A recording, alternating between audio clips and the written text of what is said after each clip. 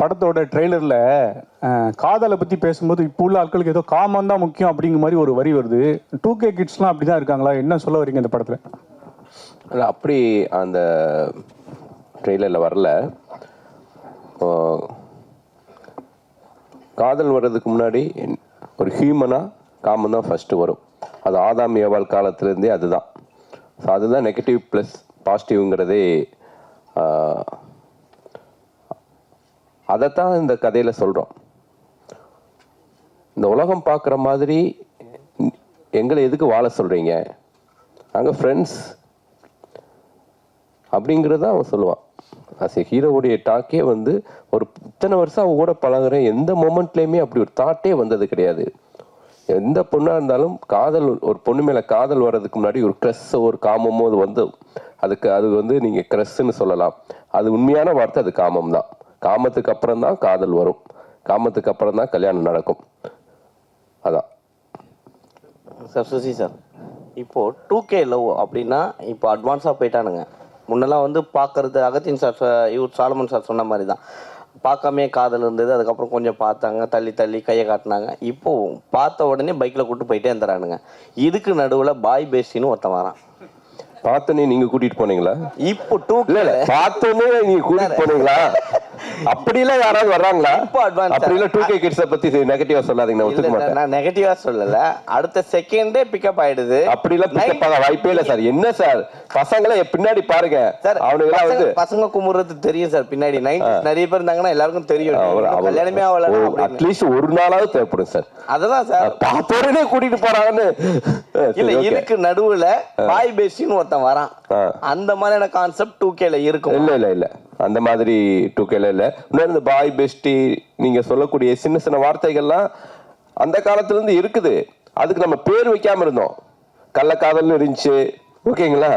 எல்லாத்துக்குமே ஒரு பேரை இப்ப வச்சிருக்காங்க, அவ்வளவுதான். எல்லா காலகட்டத்திலையும் எல்லா விதமான உறவுகளும் இருந்திருக்குது. இப்ப அதுக்கு நமக்கு பேர் வச்சு அதுக்கு ஒரு அடையாளப்படுத்தி, இப்ப நமக்கு மீடியா பவர்ஃபுல்லா இருக்கிறதுனால இந்த 2K ஜென்ரேஷன் பசங்க மட்டும்தான் வந்து ரொம்ப வந்து கெட்டு போன மாதிரியான ஒரு பிம்பத்தை உருவாக்கி இருக்கோம். இன்னொன்று எல்லா காலம் 80 இருக்கட்டும் 90 இருக்கட்டும், நான் 96 நான்லாம் வந்து டிவி பார்த்தே கெட்டு போறியாடான்னு அம்மா திட்டுவாங்க.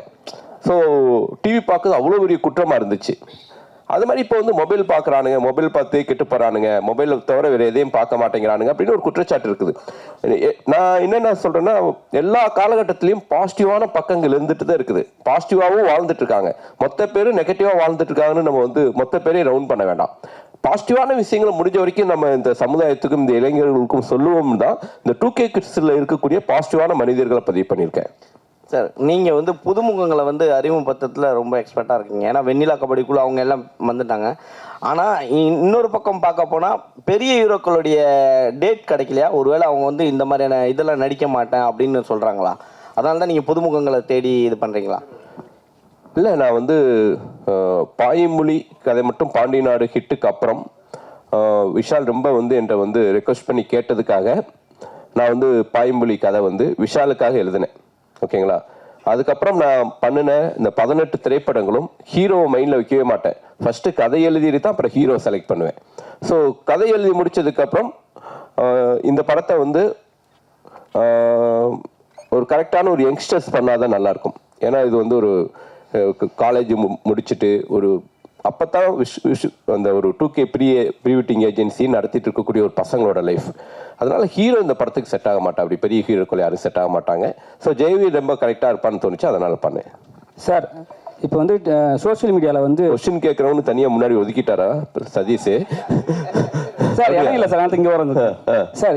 2K கிட்ஸ் இப்போ வந்து சோஷியல் மீடியா பார்த்தீங்கன்னா 2K கிட்ஸ் 80 கிட்ஸ் 90 கிட்ஸ், சரிங்களா? அவங்க ரெண்டு பேருக்குமே வந்து பெரிய பிரச்சனை போயிட்டு இருக்கு. நீங்கள் வந்து லவ் பண்ணுறீங்களா, நாங்கள் லவ் பண்ணுறோமா, யார் ஃபர்ஸ்ட் கல்யாணம் பண்ணுறான்னு சொல்லிட்டு ஒரு விஷயம் போயிட்டு இருக்கு. இப்போ வந்து நீங்கள் 2Kன்னு படம் எடுத்திருக்கீங்க. ஸோ 80 கிட்ஸ்க்குலாம் வந்து இது வந்து ஏற்றுப்பாங்களா? 80s 90s ஏற்றுக்குவாங்களான்னு கேட்குறீங்களா? நான் அந்த 80s 90ஸ்க்கு ஏற்றுக்கிற மாதிரி நான் இந்த படத்தில் கிளைமேக்ஸ் வச்சுருக்கேன். இந்த படமே 2K கிட்ஸுக்கு பற்றின லைஃபு. ஆனால் இந்த படம் யாருக்கான படம் அப்படின்னா 80s 90s ஓட பேரண்ட்ஸுக்கான திரைப்படம் இது. அதான் 2K பசங்களுடைய லைஃப், அவங்களுடைய லைஃப்பை பதிவு பண்ணியிருக்கேன்.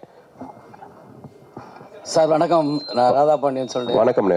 சார் நிறைய க்ரைம் சப்ஜெக்ட்டு, பேய் சப்ஜெக்ட்டு, கொலை வெட்டு குத்துன்றப்ப இந்த கதையை எப்படி நீங்கள் செலக்ட் பண்ணி இதை சார் டைரக்ட் பண்ண முயற்சி பண்ணுறீங்க? இல்லைண்ணே, நான் உங்களுக்கு தெரியாது ஒன்றும் கிடையாது. நான் ஆக்ஷன் படம் பண்ணிகிட்டே இருந்தால் கூட பேரெல்லாம் இந்த மாதிரியான சினிமாக்கள் பண்ணிடுவேன். வெண்ணிலா கபடி குழு, அதனால் கதை, ஜீவா, ஒரு ப்ளசண்ட்டான படங்கள் பண்ணிகிட்டே தான் இருப்பேன். ஸோ அப்படி ப்ளசண்ட்டான கதைகள் தான் வந்து நமக்கே ஒரு பாசிட்டிவான எனர்ஜியை கொடுக்கும். அதனால் இன்னமும் இது மாதிரி பாசிட்டிவான திரைப்படங்கள் பண்ணுறதுக்கு நான் ரெடியாக இருக்கேன். நிச்சயமாக தொடர்ந்து பண்ணுவேனே. இந்த படத்தில் வந்து இப்போதுள்ள பெண்கள் ஆண்கள் பழகிறத பற்றி முக்கியத்துவம் கொடுத்து எடுத்துருக்கீங்களா? ஆமாண்ணே.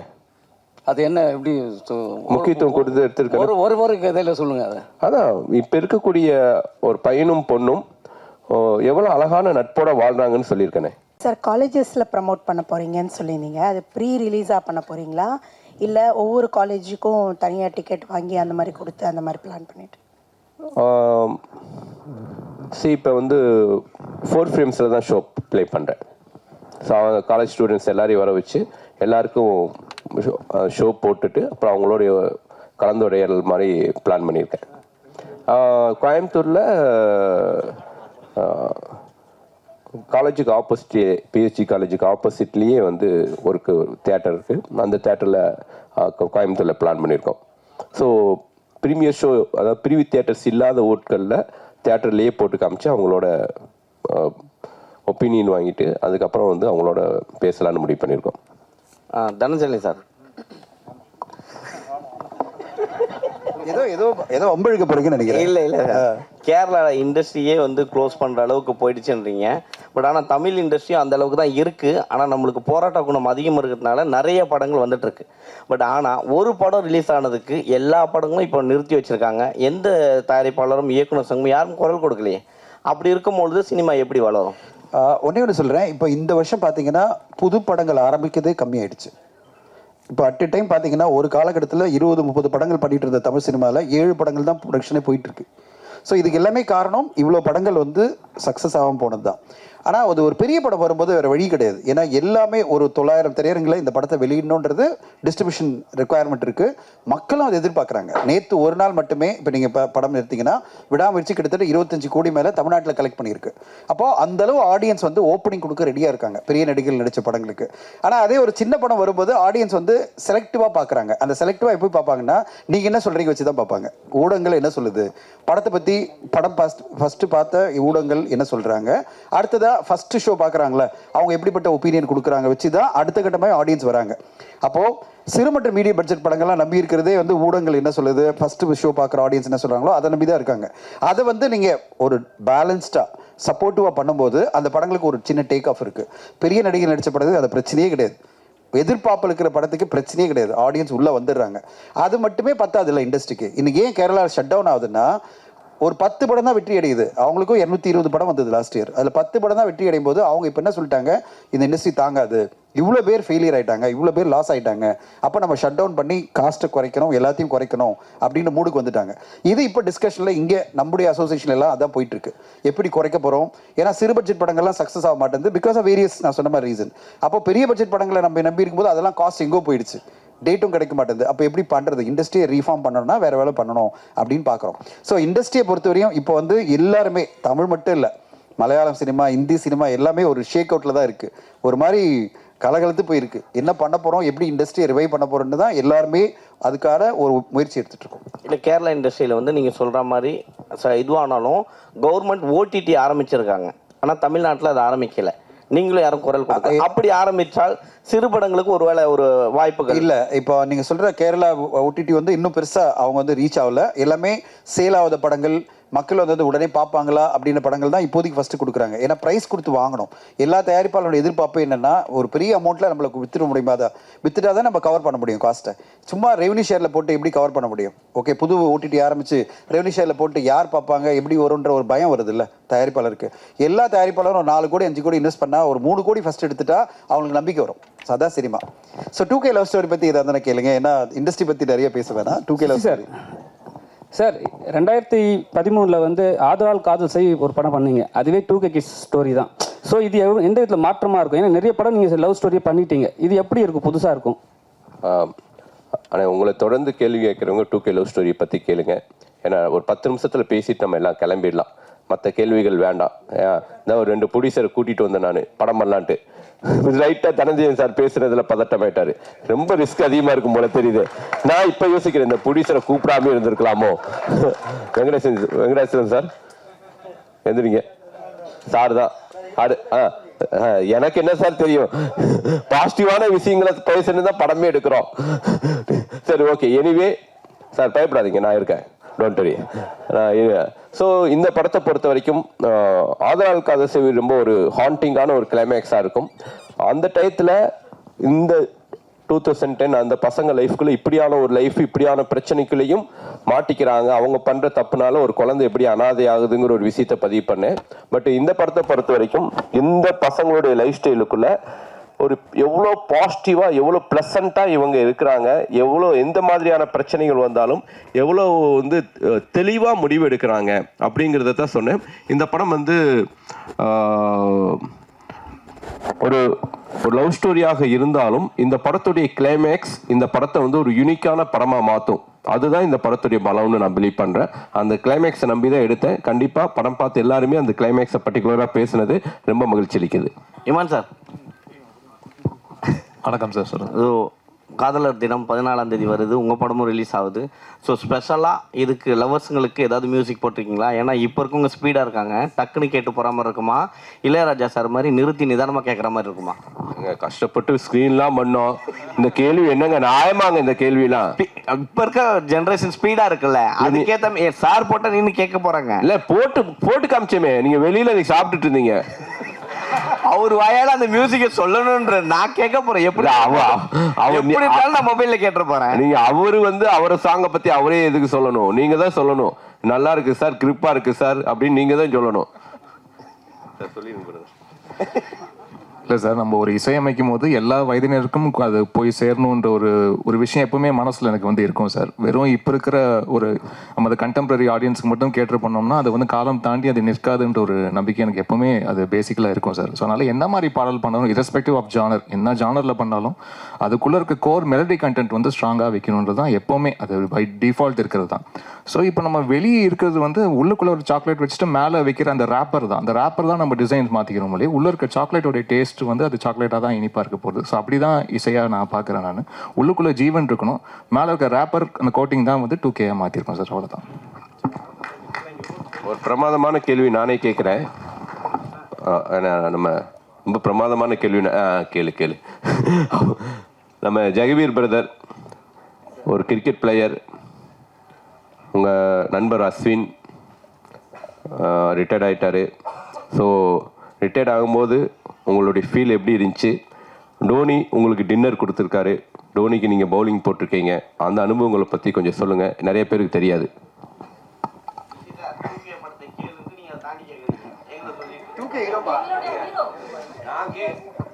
ஹீரோ யாரு அப்படின்னு உங்களுக்கு தெரியணும் இல்லைங்க. இவரை பத்தின அறிமுகம் எனக்கு வேணும். அப்பதான் சரி, கரெக்ட் தான். இருந்தாலும் வந்து நான் மன்னிப்பு கேட்டுக்கிறேன். ஓகேங்களா? அவங்க உங்களுக்கு என்ன தோணுதோ சொல்லுங்க பிரதர்.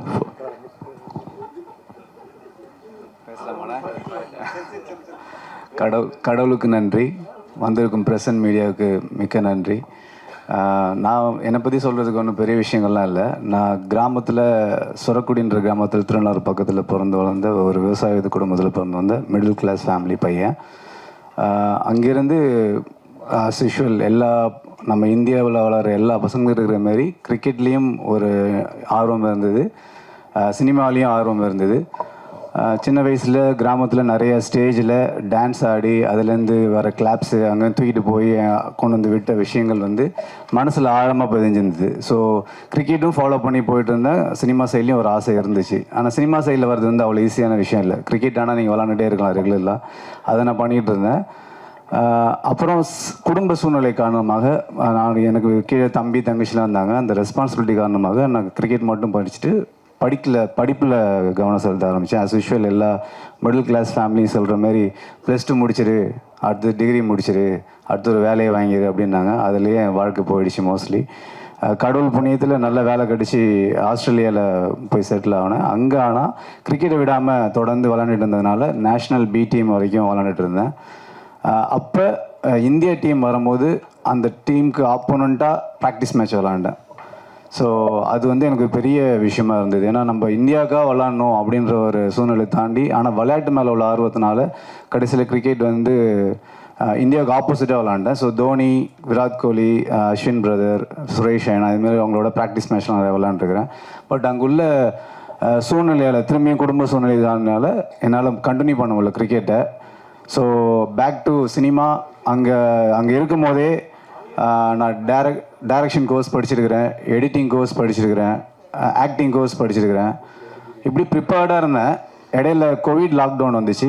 ஸோ அந்த கோவிட் லாக்டவுனில் ஐ வாஸ் திங்கிங், நம்ம இது வரைக்கும் குடும்பம், அண்ணன் தம்பி இந்தமாரி ரெஸ்பான்சிபிலிட்டியோடு வந்துட்டோம். ஆனால் இது வரைக்கும் நமக்காக என்ன பண்ணோன்னு யோசித்து பார்க்கும்போது ஒன்றுமே பண்ணல. வாழ்க்கையும் ஆல்மோஸ்ட் முடிஞ்சிடும். இப்படியே கடன், லோனு, அப்புறம் வீடு கட்டு, நம்ம மிடில் கிளாஸ் நம்ம எல்லாம் பண்ணுற மாதிரி தான். ஸோ அங்கேருந்து வந்த ஒரு பையன்தான் நான். அப்போ யோசித்து வீட்டில் உள்ள சப்போர்ட்னால திரும்பி சினிமாவை தொடர்ந்து வந்தேன். இப்பயுமே வந்து இந்த வாய்ப்பு வந்து கடவுள் எனக்கு கொடுத்த பெரிய வாய்ப்பாக பார்க்குறேன். ஏன்னா நிறைய பேர் 10-15 வருஷமாக சினிமாவில் போராடிட்டு இருக்கிறாங்க, இன்னமும் வாய்ப்பு கிடைக்கல, லைம் லைட் கிடைக்கல அவங்களுக்குலாம். எனக்கு வந்து ஒரு 3 வருஷம் தான். கோவிட் லாக்டவுன் தாண்டி வந்தது வந்து உடனே பிரபு சாலமன் சாரோட ஒரு ட்ராவல் இருந்துச்சு. அது இந்த இயர் 2 ஆரம்பிக்க போகிறோம். பட் அதை தாண்டி அண்ணனை வந்து நான் ஒரு ஆக்சிடெண்ட்டாக ஒரு சின்ன ஒரு மீட்டிங்கில் தான் பார்த்தேன். அந்த ஒரு மீட்டிங் வந்து ஜூன் 1 நடந்துச்சு. இப்போ அதுக்குள்ளே February 14 படம் வருதுன்றது வந்து பெரிய ஆச்சரியம். ஆனால் ஒரு படம் எடுத்து முடிக்கிறது வந்து எவ்வளோ கஷ்டன்றது படிக்கும் போதெல்லாம் தெரியல. ஆனால் இப்போ நல்லாவே தெரிஞ்சுது எனக்கு. ஏன்னா படம் எடுக்கிறது ஒரு விஷயம், அது நம்ம கரெக்டான ஆட்களில் போய் சேரணும். அதனால் இப்போ எனக்கு வந்து ரொம்ப ரொம்ப சந்தோஷமாக இருக்குது, எக்ஸைட்டடாக இருக்குது. I think I'm at the right place at the moment. நான் வந்து ஒரு கனவுல கூட கண்டிருக்க முடியாது எல்லாரும் நினச்ச மாரி. நான் இப்போ அங்கே உட்கார்ந்த ஒரு ஆள் வந்து இங்கே ஒரு 3 வருஷத்தில் ஒரு சுசீந்திரன் சார் மாரி ஒரு டைரக்டரும், அப்புறம் இமான் சார் மாரி மியூசிக் டைரக்டர் பண்ணி அது அவங்க மூலியமாக லான்ச் ஆகிறது வந்து எத்தனை பேருக்கு இப்படி ஒரு வாய்ப்பு கிடைக்குன்னு கிடைக்கல தெரியல. ஸோ அந்த வாய்ப்புக்கு மிக மிக நன்றி. வேறு என்ன சொல்கிறது, ஒரு 1-2 பாசிட்டிவ் பர்சனோடு இருக்கும்போது நம்ம 3ஆவதாக ஒரு பாசிட்டிவ் பர்சனாக ஆகும். அதுக்கான வாய்ப்புகள் அதிகம். ஸோ அப்படி பார்க்கும்போது இந்த படம் ஃபுல்லாகவே எல்லாருமே பாசிட்டிவ். படமும் நல்லா பாசிட்டிவாக சூப்பராக எனர்ஜெட்டிக்காக வந்திருக்கு. அதை தாண்டி அதை கரெக்டாக கொண்டு போய் சேர்க்கறதுக்கு இன்னொரு சூப்பர் பாசிட்டிவ் பர்சன் வேணும். அதுக்கு தான் தனஞ்சயன் சார் வந்தார். ஸோ அதோட ரிஃப்ளெக்ஷன் இப்போ நம்ம பார்க்கலாம். நம்ம கடைன்னு இப்போ நிறைய ப்ரொமோஷன் மீடியாஸ் எங்கே இப்போ தான் நடந்துகிட்ருக்குது.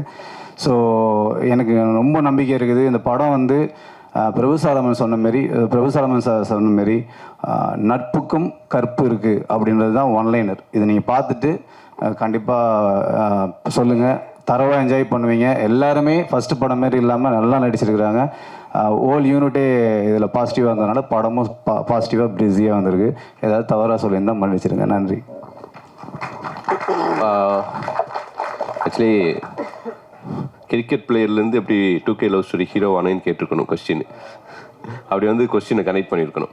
ஸோ என்னுடைய கதாநாயகிட்ட ஏதாவது கான்ட்ரவர்சியான கேள்விகள்?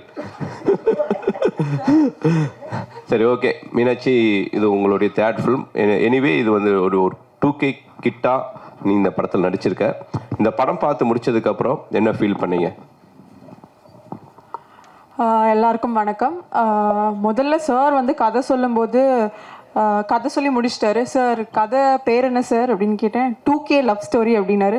சார் உங்கள் கதை தானா சார்? எப்படி சார் உங்ககிட்ட இருந்து ஒரு ஏன்னா ரொம்ப ப்ரீஸியாக எனக்கு ரொம்ப கனெக்ட் பண்ண சார். சார் நீங்கள் தானே சார் கான்ட்ரவர்சி கேட்டீங்க?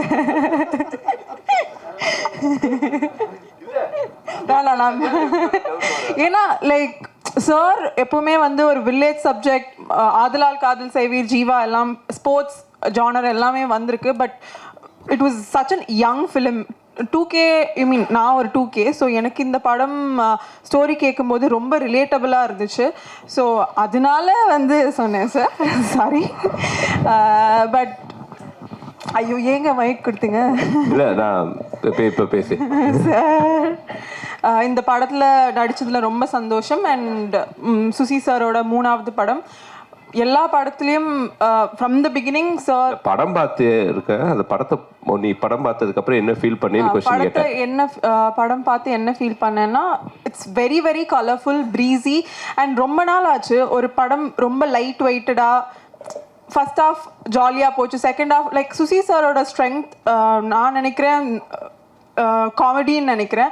அது படம் த்ரூ அவுட்டாக இருந்துச்சு, ரொம்ப என்கேஜிங்காக இருந்துச்சு. அண்ட் Feb 14 அன்னைக்கு வந்து it's a perfect film to watch. So கண்டிப்பாக நீங்கள் எல்லாரும் February 14 வந்து படத்தை பார்க்கணும், சப்போர்ட் பண்ணணும்னு கேட்குறேன். தேங்க்யூ.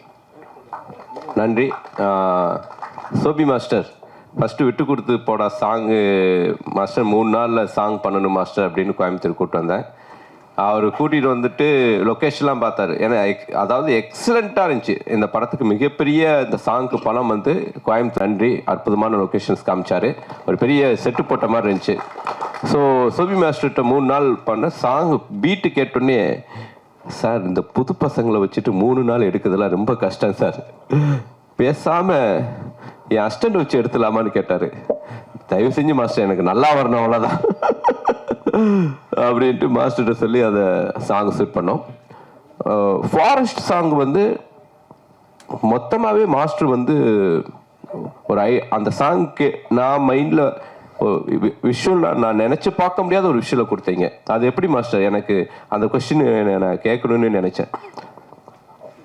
சரி, உங்கள்கிட்ட ஏதாவது கொஸ்டின் கேட்க சொல்லியிருக்காங்க, தயவு செஞ்சு ஏதாவது பதில் சொல்லிடுங்க. அப்படிலாம் வித்தியாசமெல்லாம் யோசிக்கல சார். நீங்கள் ஃபாரஸ்ட்னு சொன்னீங்க, நேரம் போய் சரி பார்த்தா அங்கே என்ன இந்த சாங்க்கு அந்த இடத்துல எப்படி செட் பண்ண முடியும்னு. ஆக்சுவலி நம்ம காஸ்டியூம்லாம் வேறு ஒன்று தைச்சிட்டோம் இல்லை சார், வேறு ஒரு காஸ்டியூம் ரெடி பண்ணிட்டாங்க. பட்டு அந்த இடத்துல நமக்கு நாங்கள் பார்க்கும்போது அந்த ஃபாரஸ்ட்டுக்கு விஷுவலாக நம்ம சவுண்டாக ஒன்று கேட்போம்ல, அந்த கதையும் வரணும், சேம் டைம் வந்து ஒரு அதுவும் ஒரு கிட்டத்தட்ட ஒரு ப்ரீ வெட்டிங் ஷூட் மாதிரி தான். ஸோ அந்த கான்செப்டை பேஸ் பண்ணி வேறு என்ன நல்லாயிருக்கும் விஷுவலாக, இந்த இடத்துல எந்த காஸ்டியூம் தான் நல்லாயிருக்கும்னு சொல்லி அப்புறம் அங்கே எமர்ஜென்சியாக ஒன்று அவசரமாக ரெடி பண்ணி ஒன்று பண்ணோம். மற்றபடி இதில் ரொம்ப அது பயங்கர சரி, ரொம்ப கஷ்டமான கேள்வி கேட்குறேன். அதான் சொல்கிறேன். சுசீந்திரன் சாரோட நீ எத்தனாவது படம் பண்ணுறீங்க இது? சார் கணக்கே இல்லை எனக்கு தெரிஞ்சு. அது அவர் எவ்வளோ தெளிவாக 90 சொன்னார், இப்போ நீ சொல்லியே ஆகணும்.